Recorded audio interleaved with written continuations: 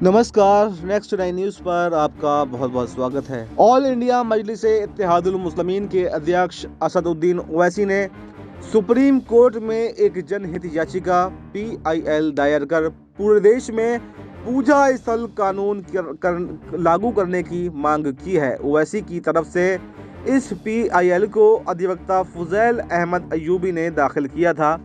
Supreme court इस पर 17 फरवरी को सुनवाई करेगा। इस पर हिंदू संतों ने अपनी प्रतिक्रिया दी है।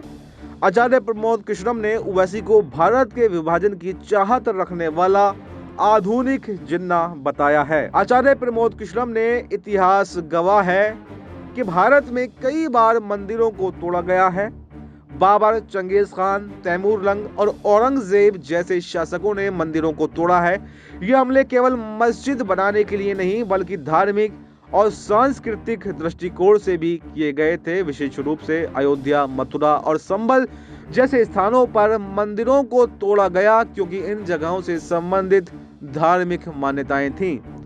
जैसे कि भगवान राम का अवतार अयोध्या में होगा और कल की अवतार संभल में होगा। ये बात इतिहास के पन्नों में लिखी हुई है कि जैसे आईन अकबरी और बाबरनामा में ये जानकारी आज भी प्रमाणिक दस्तावेजों में मौजूद है। उन्होंने कहा कि पुराणों के अनुसार भगवान का अंतिम अवतार कल्कि के रूप में होगा जो गंगा और मध्य के क्षेत्र में प्रकट होंगे। संभल की धरती जिसे पुराणों में विशेष स्थान प्राप्त है, कल्कि अवतार का स्थल मानी जाती है। यहाँ पर एक विशेष प्रकार की परिक्रमा है जो इस क्षेत्र की पवित्रता को दर्शाती है। गुरु गोविंद सिंह जी ने भी इस क्षेत्र के महत्व का उल्लेख किया है और जहाँ भगवान का अवतार होगा वहाँ कल्कि धाम का निर्माण हो गया है। अब जो भी फैसले लिए जाएंगे वो अदालत द्वारा ही तय होंगे क्योंकि भारत एक स्वतंत्र और लोकतांत्रिक देश है जहां न्यायपालिका पूरी तरह से स्वतंत्र है। हमें न्यायपालिका के फैसले का सम्मान करना चाहिए और उसमें विश्वास भी रखना चाहिए। आचार्य प्रमोद कृष्णम ने कहा कि संभल में पुलिस चौकी का निर्माण भी पौराणिक संदर्भ से जुड़ा हुआ है क्योंकि यहाँ का नाम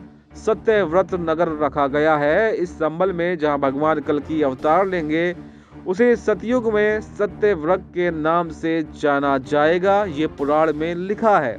इसके अलावा ये क्षेत्र त्रेता, द्वापर और सतयुग में विभिन्न नामों से भी जाना जाएगा। इस ऐतिहासिक संदर्भ को ध्यान में रखते हुए इस क्षेत्र में चल रहे विकास कार्यों का महत्व बढ़ जाता है, इसलिए पुलिस चौकी का जो नाम रखा गया है उसका भी ऐतिहासिक महत्व है। उन्होंने कहा कि जहां तक असदुद्दीन ओवैसी का सवाल है तो उनका दृष्टिकोण कभी कभी विभाजनकारी दिखाई देता है और कुछ लोग इसे जिन्ना की तरह भी मानते हैं। उनके अंदर कभी कभी जिन्ना की आत्मा आ जाती है। वो अपने आप को बाबर, औरंगजेब, तैमूरलंग से जोड़ते हुए दिखाई देते हैं। हालांकि प्रधानमंत्री नरेंद्र मोदी का नेतृत्व से देश को एकजुट रखने में मदद मिल रही है, जैसे कि अजमेर शरीफ की दरगाह में चादर भेजने का कार्य जो दूसरे धर्मों के प्रति सम्मान और सद्भावना को दर्शाता है। स्वामी गोविंदानंद सरस्वती ने कहा कि मैं ये बताना चाहता हूँ कि संभल के मामले में 45 पृष्ठों की जो रिपोर्ट यूपी कोर्ट में दी गई है उसे किसने सौंपा। ये रिपोर्ट भारतीय पुरातत्व सर्वेक्षण यानी ASI द्वारा पेश की गई है। ये लोग क्यों आए? क्योंकि सभी भक्तों ने कोर्ट से दिशा निर्देश मांगते हुए याचिका दायर की थी। हमारे पूर्वजों ने संस्कृति को संरक्षित किया और हमें प्रामाणिक जानकारी दी। हमारे पुराणों में भी ये स्पष्ट रूप से उल्लेखित है कि इस गांव का नाम संभल क्षेत्र है।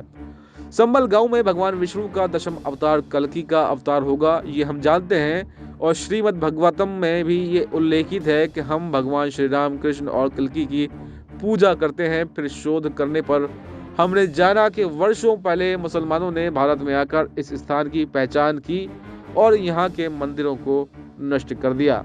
उन्होंने कहा कि हम ओवैसी और अन्य धार्मिक नेताओं से ये अपील करते हैं कि वो इस मसले में अनावश्यक बयानबाजी से बचें क्योंकि हमारे पास ऐतिहासिक दस्तावेज, पुरातात्विक रिपोर्ट और कोर्ट की रिपोर्ट भी मौजूद है। हम सरकार और अदालत से अनुरोध करते हैं कि जल्दी से जल्दी इस मुद्दे का समाधान किया जाए ताकि हम संभल में मंदिरों का नवीनीकरण और कर सकें और यहाँ के सांस्कृतिक महत्व को पुनः स्थापित कर सकें। फिलहाल इस खबर में इतना ही। देश और दुनिया की तमाम बड़ी खबरों के लिए आप बने रहिए हमारे साथ और देखते रहिए नेक्स्ट 9 न्यूज़।